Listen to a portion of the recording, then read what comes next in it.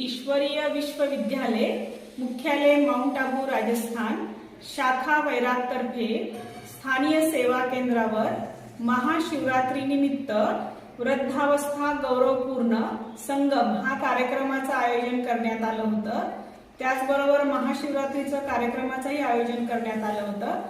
हा गौरवपूर्ण अवस्था संगम हा कार्यक्रम ब्रह्माकुमारी संस्थेच्या सामाजिक प्रभाग व सामाजिक न्याय व अधिकारिता मंत्रालय तर्फे आयोजित करण्यात आला होता। तर यामध्ये 50 पर्यंत जवळजवळ सर्व वृद्धजन उपस्थित होते।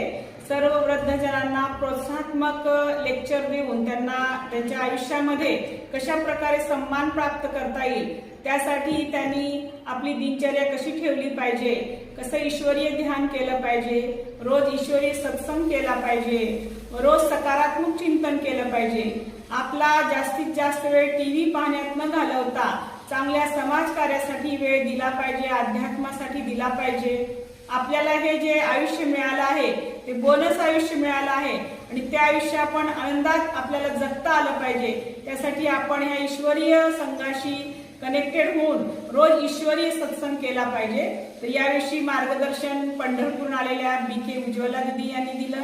तसेच बीडहून आलेल्या बीके प्रज्ञा दिदी यांनी महाशिवरात्रीचं आध्यात्मिक रहस्य सांगितलं व बार्शीहून आलेल्या संगीता बहिंजी यांनी सर्वांना प्रोत्साहनात्मक काही प्रवचनात काही महावाक्य सांगितले।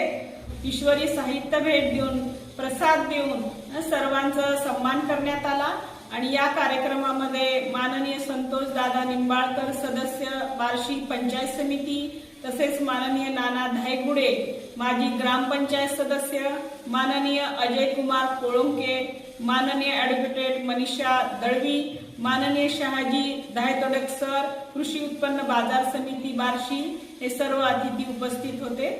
आणि त्यानंतर कार्यक्रमाच्या शेवटी शिवध्वजारोहण करून सगळ्याकडून प्रतिज्ञा करून घेण्यात आल्या की आपलं जीवन कशा प्रकारे सुखमय जगण्यासाठी काही सकारात्मक संकल्प सर्वांना देण्यात आले।